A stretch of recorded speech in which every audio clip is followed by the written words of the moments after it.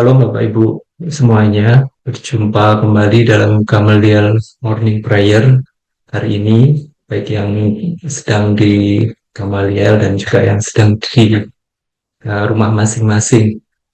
Hari ini kita akan kembali melanjutkan pembacaan Alkitab dari 1 Tawari pasal yang ke-21. Silahkan. Iblis bangkit melawan orang Israel dan ia membujuk Daud untuk menghitung orang Israel. Lalu berkatalah Daud kepada Yoab dan kepada para pemuka rakyat, "Pergilah, hitunglah orang Israel dari Berseba sampai dan bawalah hasilnya kepadaku supaya aku tahu jumlah mereka." Lalu berkatalah Yoab, "Kiranya Tuhan menambahi rakyatnya 100 kali lipat daripada yang ada sekarang, ya Tuanku Raja. Bukankah mereka sekalian hamba-hamba Tuanku? Mengapa Tuanku menuntut hal ini? Mengapa orang Israel harus menanggung kesalahan oleh karena hal itu?" Namun titah raja itu terpaksa diikuti oleh Yoab, maka pergilah Yoab menjelajahi seluruh Israel, kemudian kembali ke Yerusalem. Lalu Yoab memberitahukan kepada Daud hasil pendaftaran rakyat. Di antara seluruh orang Israel ada 1.100.000 orang yang dapat memegang pedang, dan orang Yehuda ada 470.000 orang yang dapat memegang pedang. Orang Lewi dan Benyamin tidak dimasukkannya dalam pendaftaran, sebab titah raja itu dianggap keji oleh Yoab. Tetapi hal itu jahat di mata Allah, sebab itu dihajarinya orang Israel. Lalu berkatalah Daud kepada Allah, "Aku telah sangat berdosa karena melakukan hal ini. Maka sekarang jauhkanlah kiranya kesalahan hamba-Mu, sebab perbuatanku itu sangat bodoh."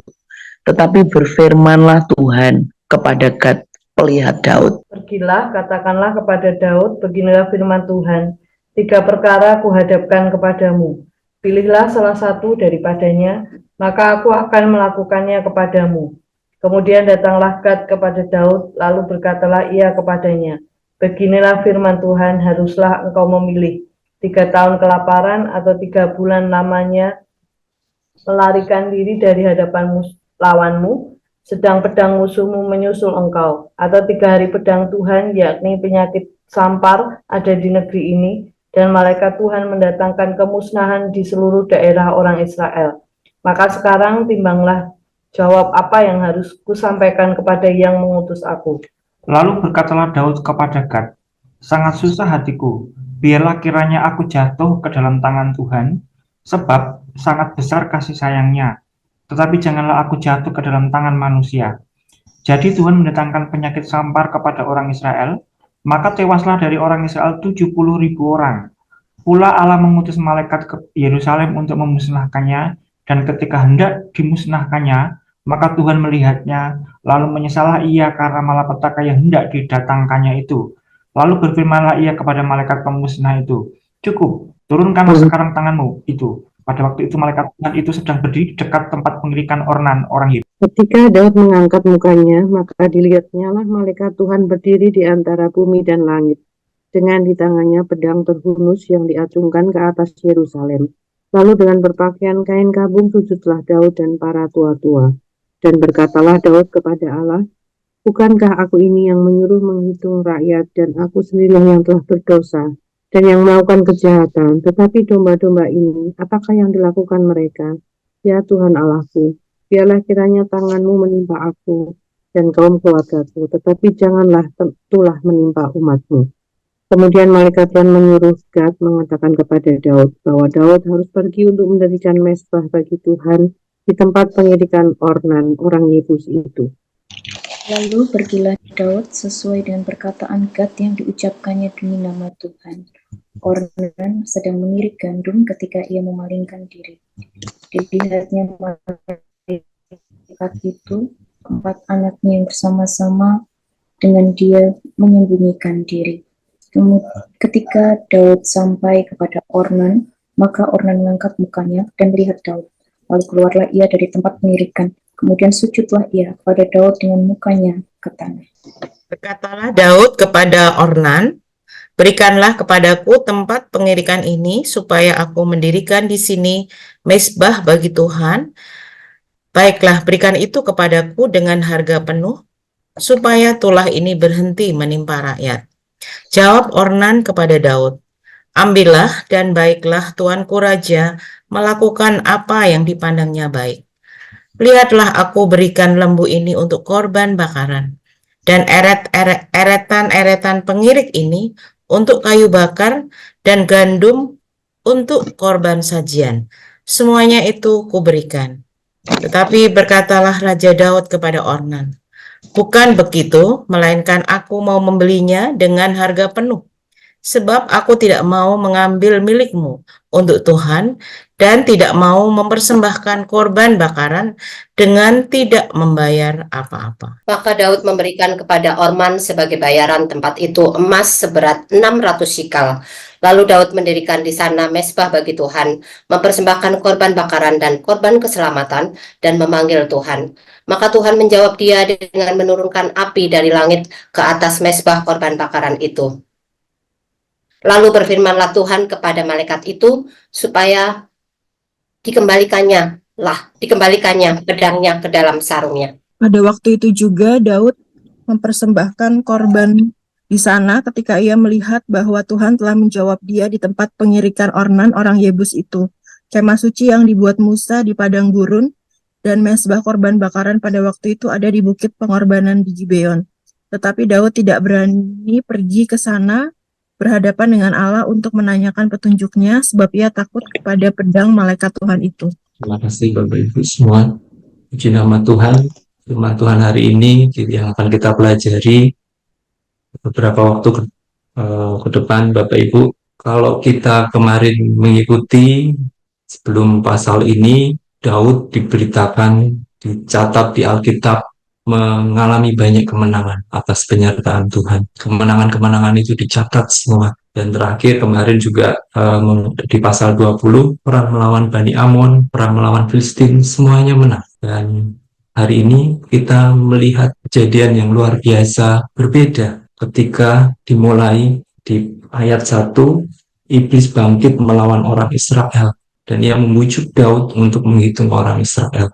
Daud waktu itu berkata kepada Yoab, panglima bala tentaranya, dan kepada para pemuka rakyat, ayat yang kedua, untuk pergi dan menghitung orang Israel dari Beersheba sampai Dan.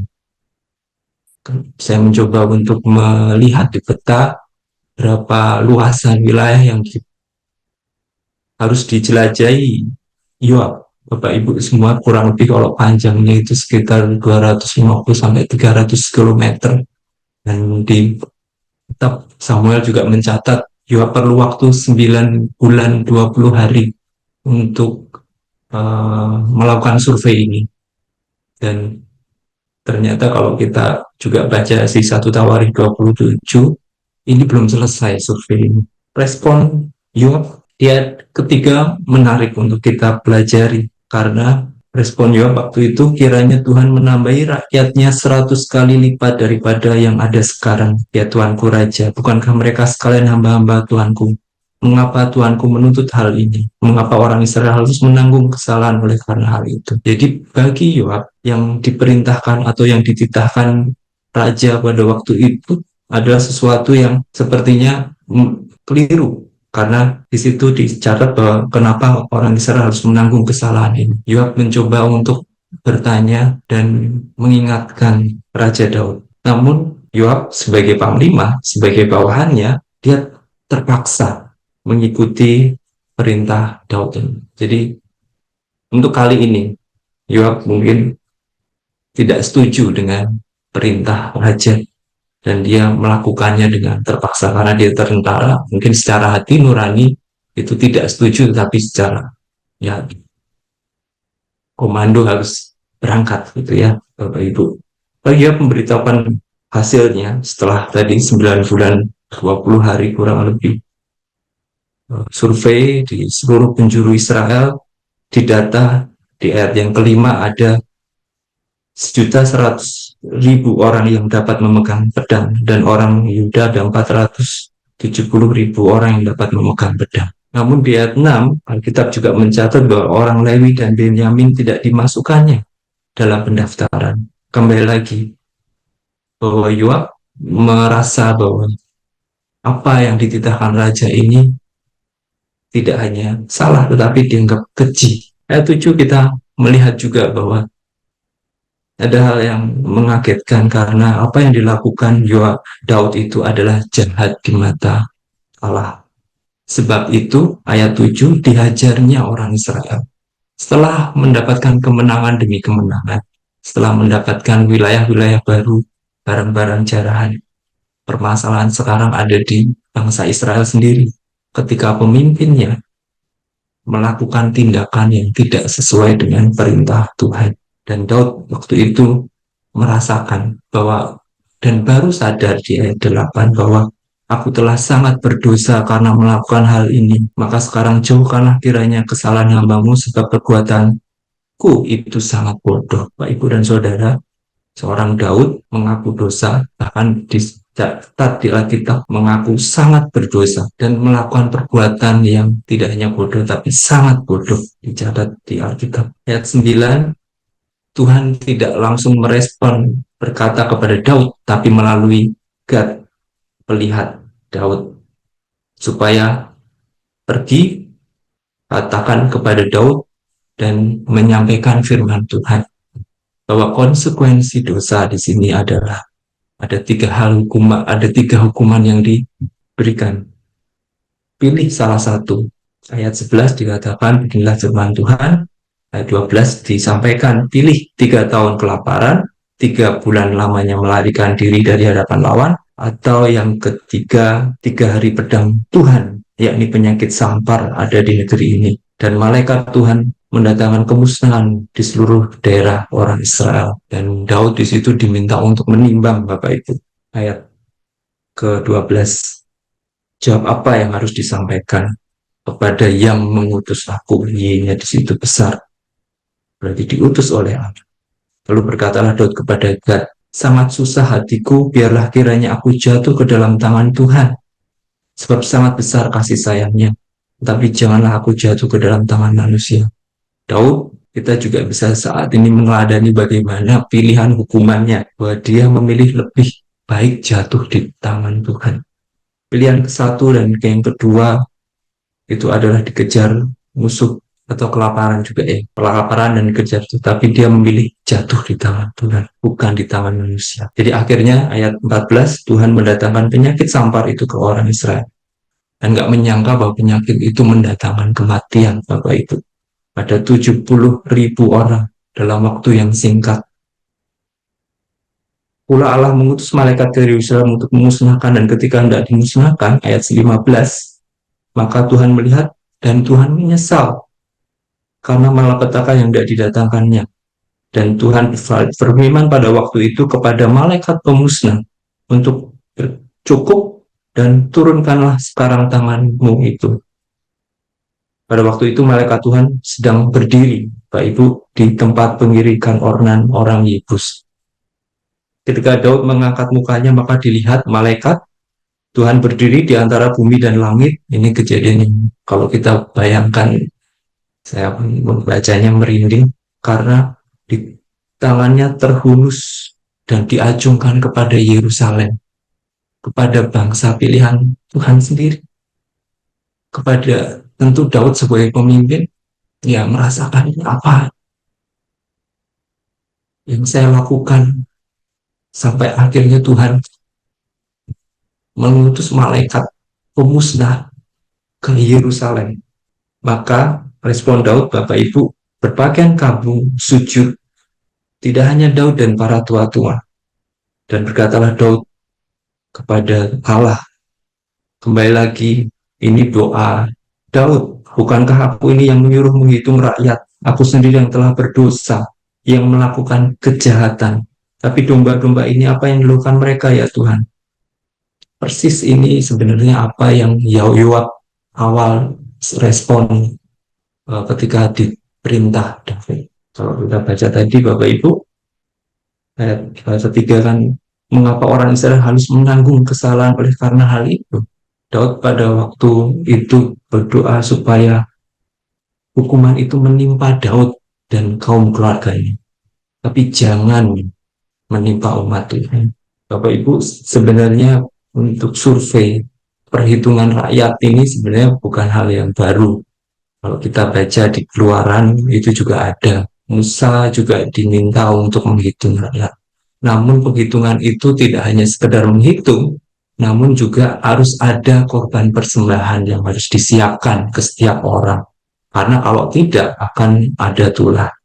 Di perikop yang kedua di pasal 21 ini kita juga melihat bagaimana malaikat Tuhan diutus Tuhan tentu untuk malaikat Tuhan menyuruh Gad mengatakan kepada Daud supaya Daud pergi mendirikan mezbah. Dan Daud mentaati itu. Daud datang ke Ornan di sini, dan pada waktu itu Daud meminta supaya lahannya di situ dipakai untuk didirikan mezbah. Bahkan Ornan pun menyerahkan semuanya itu. Tetapi Daud punya karakter yang luar biasa Bapak Ibu, karena pengorbanan itu harus dia yang bayar, bukan atas pemberian. Jadi ayat 24 kita membaca, bukan begitu, melainkan aku mau membelinya dengan harga penuh, sebab aku tidak mau mengambil milikmu untuk Tuhan dan tidak mau mempersembahkan korban bakaran dengan tidak membayar apa-apa. Bahwa korban bakaran, korban persembahan ini harus juga berangkat dari yang bersangkutan, tidak bisa dari orang lain. Maka Daud memberikan kepada Ornan bayaran tempat itu emas seberat 600 shikal. Kalau mungkin dikonversi untuk sekarang kurang lebih mohon maaf jika salah, saya mohon dikoreksi, kurang lebih 8 kilogram emas Bapak Ibu untuk lahannya itu. Lalu Daud mendirikan di sana mezbah bagi Tuhan, mempersembahkan korban bakaran, korban keselamatan, dan memanggil Tuhan. Dan puji Tuhan, maka Tuhan menjawab, menurunkan api dari langit ke atas mezbah korban bakaran itu, dan Tuhan berfirman kepada malaikat supaya mengembalikan pedangnya ke dalam sarungnya, Bapak. Pada waktu itu Daud mempersembahkan korban dan melihat semuanya itu, dan itu sebagai pemimpin lega tentu hatinya, karena nggak jadi dimusnahkan. Namun di sisi lain, di akhir ayat di pasal 21 itu, ada ketidakberanian Daud untuk pergi menghadap Allah, untuk menanyakan petunjuknya, karena ketakutan, karena ia takut kepada malaikat. Dosa memang mendatangkan takut, mendatangkan ketidakberanian. Tapi puji nama Tuhan, Tuhan adalah Tuhan yang sangat besar kasih sayangnya kepada kita. Amanat teks hari ini Bapak Ibu, supaya setiap hari demi hari, bahwa tindakan yang kita ambil harus sesuai dengan dan berdasar kepada firman Tuhan. Namun, jika kita melakukan kesalahan, biarlah kita jatuh ke dalam tangan Tuhan. Tuhan berkuasa menghentikan dan atau membatalkan hukumannya, sebab sangat besar kasih sayangnya. Aplikasi buat kita semua, apakah tindakan kita hari-hari ini sudah berdasar kepada firman Tuhan? Dan jika kita melakukan kesalahan, mari kita sujud berdoa memohon pengampunan serta mendirikan mezbah bagi Tuhan. Amin. Tuhan Yesus memberkati. Biarlah kita boleh mengevaluasi diri supaya kita tetap hidup seturut dengan kehendak Tuhan. Yohanes 14 ayat 16 mengatakan, jikalau kamu mengasihi aku, kau akan menuruti segala perintah. Oleh sebab itu, biarlah pagi hari ini kita mau pujikan, ini hatiku menyembahmu. Biarlah kita terus memiliki hati yang menyembah Tuhan, hati yang taat kepada Tuhan. Jikalau ada sesuatu yang tidak berkenan, biarlah kita minta ampun.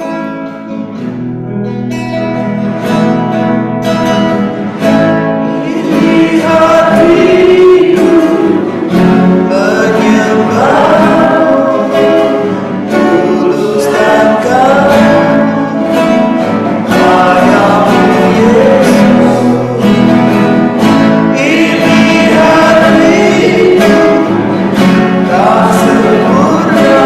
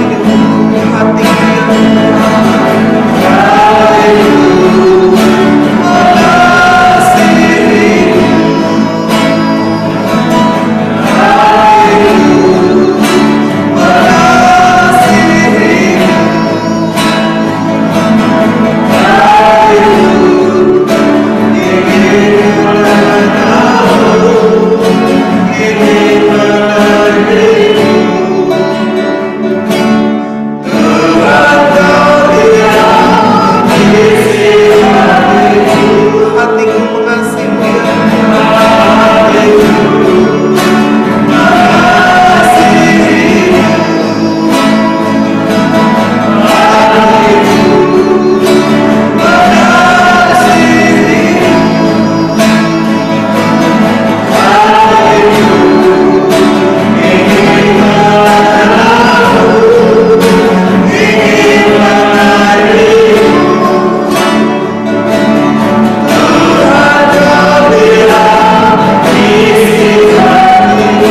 Tuhan, terima kasih buat pagi ini kami mengucap syukur. Ialah kami berjalan sesuai dengan firman Tuhan, tidak mendengar bisikan iblis, tapi menurut Roh Kudus dan firman Tuhan, supaya kami hidup yang taat dan tidak kena hukuman Tuhan, tapi justru mendapatkan berkat Tuhan. Tuhan berkati semuanya dengan berlimpah-limpah, supaya semua terus menjadi berkat. Dan hari ini ialah kami terus menyampaikan kebenaran Injil, supaya banyak orang boleh diselamatkan dan bertumbuh ke arah Kristus dan menjadi pelayan Tuhan. Dan kami mohon Tuhan juga lindungi kami semuanya, supaya kami tetap sehat tanpa kesakitan, melayani Tuhan tanpa dosa dan penuh kasih Kristus. Nama Tuhan dipermuliakan. Di dalam nama Tuhan Yesus kiranya Tuhan terus memberkati dengan berlimpah.